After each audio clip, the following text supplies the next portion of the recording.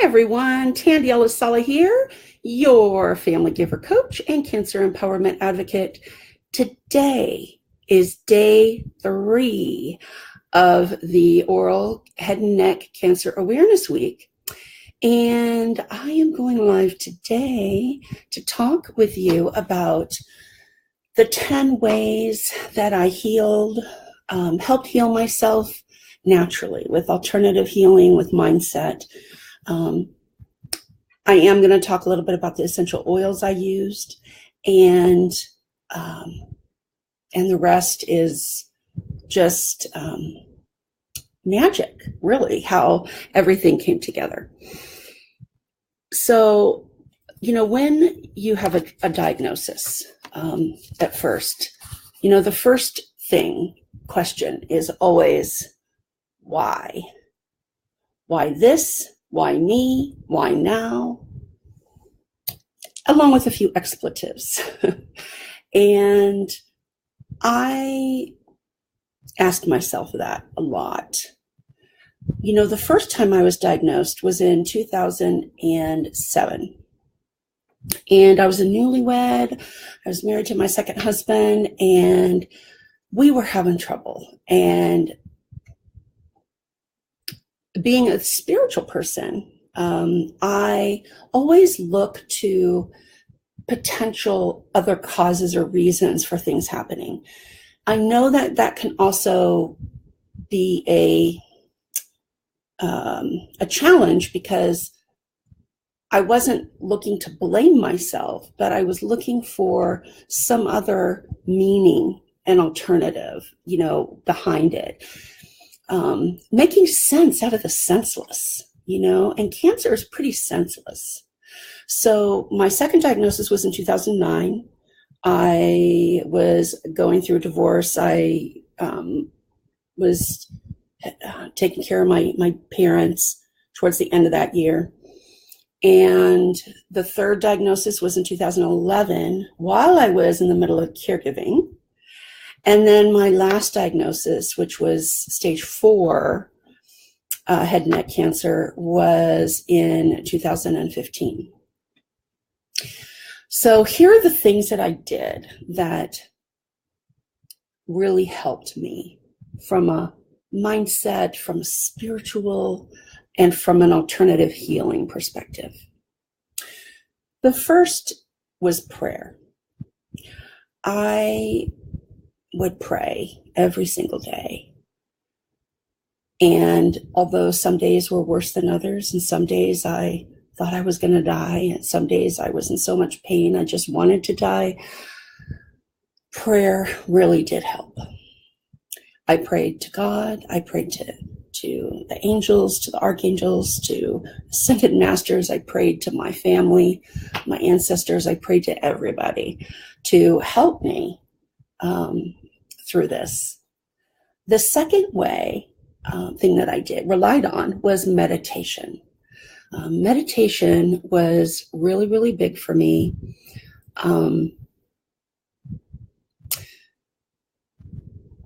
And there's lots of different types of meditation. And I would meditate. Hi, Pam. I would meditate by the sound of like hearing sounds. I open my window and hear the sounds, the birds or the wind. I would also meditate to a Kelly Howell CD. She's great. Love her stuff. Very soothing voice. And I also am a Reiki master, and I did self-Reiki. I did self-Reiki all day, every day, like all the time I was doing Reiki. I was putting myself in a bubble. I was helping to heal myself. That was huge. Another thing that I did was, I'm a certified hypnotherapist. So I actually created some healing scripts, and I recorded them in my voice, and then I listened to those at night. Your subconscious mind really, really, really, really grasps heavily. Hi, Timothy. Grasps heavily what the last 5 minutes before you go to sleep. Your subconscious mind is like soaking it in.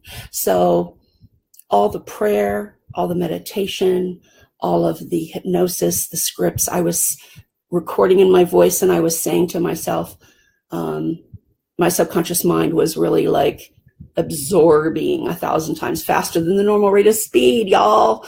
So that was really, really, really important. The other thing I did was I looked at, the chakra system, and I'm not going to go into that per se, but the voice area, the head and neck area is all about, for me, like the voice. It's about sharing your voice, having a voice, feeling that you have a voice. And that has been a big theme for me in my life. So I really looked at that. And one of the things I did this was really, really powerful. And I'd love to share this story. So I attended my church. There was a class around, just really connecting more to spirit, etc. And so I know that when we don't learn the lesson or receive the blessing in an experience, the thing, in this case, the cancer, leaves the room, changes clothes, and comes back masquerading as something else. In my case, it came back as the same thing 4 times. So I really consider myself a quick learner, you guys, but this was something I was missing. So I was in this church class, and after I was going through my 4th and final diagnosis, and I was writing down my life vision. And one of the things on my list was to find my divine male complement in physical form. I went on to write down that when I released the rest of my excess weight, I'd be ready for this relationship. The next thing I knew, I still get chills. Something came over me. My pen just literally scratched, like I was obsessed, like scratch that sentence out. And I just kept scratching it out and out and out until it bled through the paper. In that moment, I knew that I was the same person I had been 50, 85 pounds ago, and would be the same person at my ideal weight.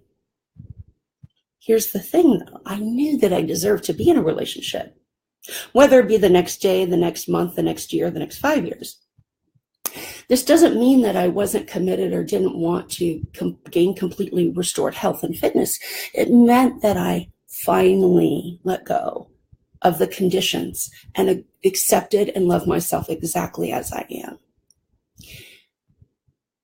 I did a lot of this kind of work while I was going through treatment. And on the 4th try, cancer finally taught me to be my own best friend. It taught me to totally love and accept myself with all my stretch marks, my scars, my wrinkles, everything. It taught me to let go of caring what other people thought. And here's the other big thing. It taught me to stop waiting for the perfect time to open that bottle of wine, to wear that outfit, to, wear the new handbag. It taught me that self-love is the best love. Really, really is. Self-love really is the best love. All right. The other things that I did was visualization work. So you could imagine little army men, you could imagine any kind of object. But what worked was Pac-Mans. The little Pac-Man dots with the Pac-Man game? So I imagined, visualized, pretended that I had that the Pac-Man dots represented the cancer cells.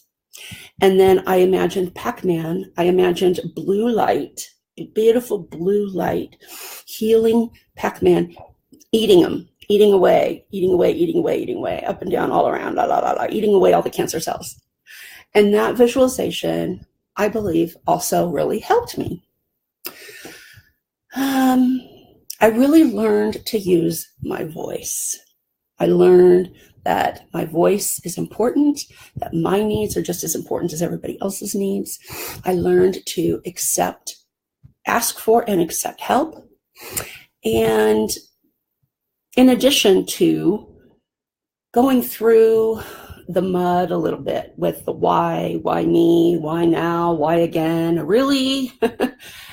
And then going into prayer, meditation, Reiki, hypnosis, visualization work, the self-love work for sure. I also used essential oils. And I didn't talk about this yesterday, but I want to talk about this today because essential oils was a huge part. It played a huge role in my healing. Huge role. I'm not going to say it cured cancer. I am not a medical doctor. I do not diagnose or guarantee a cure in any way, shape, or form. I am sharing what worked for me and what helped my symptoms and what helped me feel better. So my go-to essential oils. Number one, frankincense. The king of essential oils, frankincense. Frankincense. There have been lots of clinical studies about how frankincense has a direct link to killing cancer cells. So it is, I used frankincense all day, every day. Like literally, you would think I bathed in it. Like I used it a lot when I was going through cancer. Another big one is myrrh, M-Y-R-R-H. That one is also really powerful for pain. And it too has anti-cancer, anti-tumor properties. The next one is peppermint. Now I used peppermint for the smell, also to help with nausea, and also to help with my laryngitis that I got when I was going through radiation. So I would apply it directly on my throat, and it would help feel better. Clove is another big one. Now, clove, with oral cancer, cancer's inside the mouth. Clove is huge for antibacterial, antifungal, and the clove oil really helped keep my mouth clean and clear as best as it could, and really helped heal. Lavender is another one. Lavender, I couldn't go without lavender. It really helped me as well. The smell alone just made me very relaxed and helped calm me down, helped me be less anxious. And the last oil, I have over 100 oils that I use. Like I've got my wall over here full of oils, okay? Like I love oils, love my oils. And I've used all different kinds of brands, okay? And the one that I use the most now is doTERRA. I've also used Young Living. I've used Rocky Mountain, and a few others.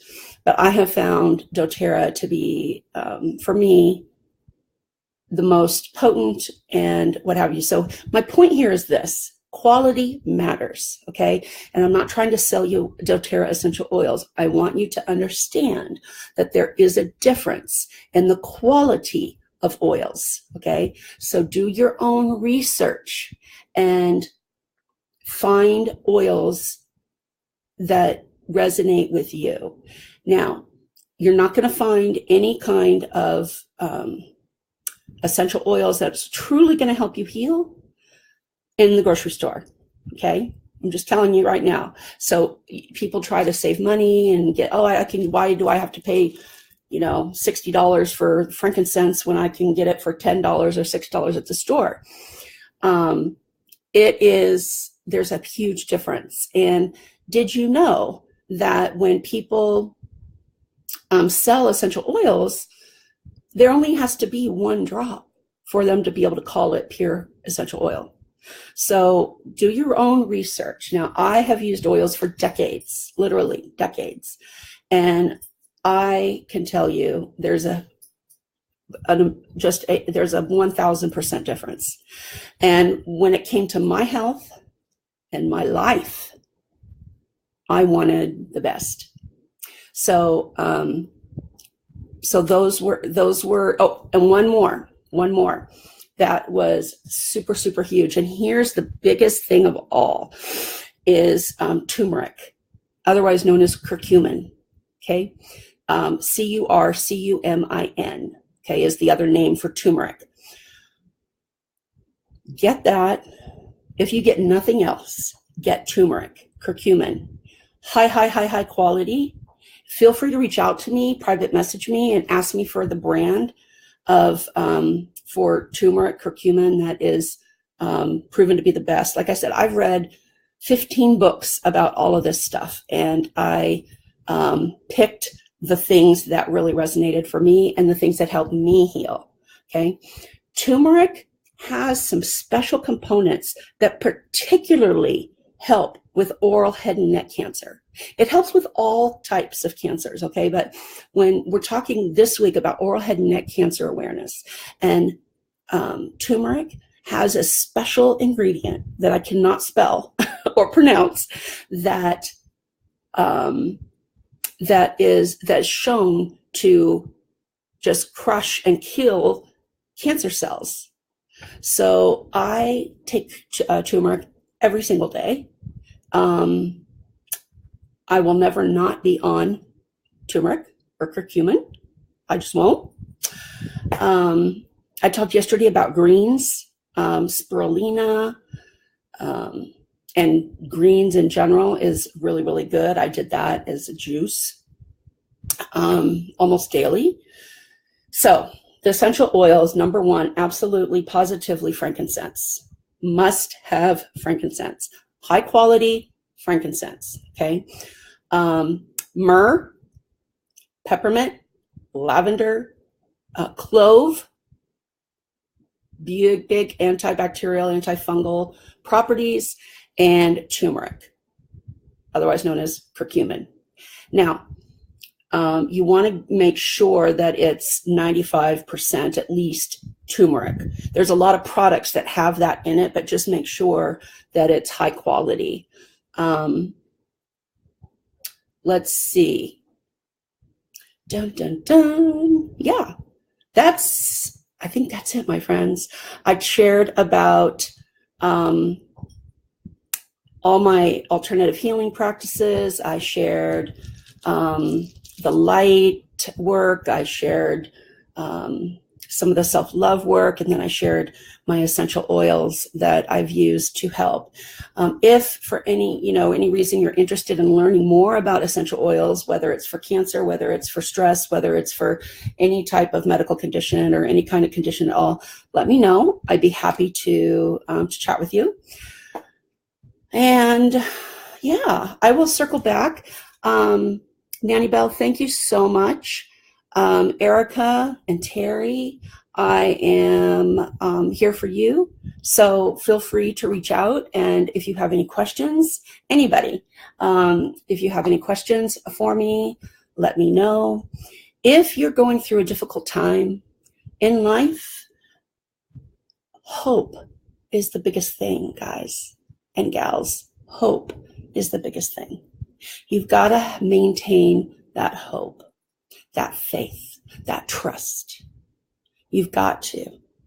And I created a daily dose of hope, inspiration, and empowerment for wholehearted living. And if you could use some more inspiration and empowerment in your life, I encourage you to grab my free daily dose of hope. You can get that at bit.ly/DDO hope. I'm going to type that in here. So feel free to grab that. And okay, yes, I'm going to pin that. So feel free to grab your daily dose of hope. I'm here to tell you prayer works, meditation works, alternative healing works, essential oils work. Here's the biggest thing, the mindset. The mindset is huge. And hope helped me know, feel, and believe, that faith, that trust. And I had a foundation of gratitude and gratitude practices and, journaling and all these kinds of things that I had going for me when I was diagnosed. So I, relied on all of that in my toolkit to help me heal. And I am happy to share with, whoever has any questions or comments or anything at all. I am here for you. Tomorrow, we are going to talk about the stupid things even smart people say to people with cancer and what to say instead. So stay tuned tomorrow for that. And then the next day, we're going to talk about how family and friends can help support those with cancer. All right. I will circle back and see if there are any other comments. And I hope you have a fabulous rest of the week. Mwah. Love you.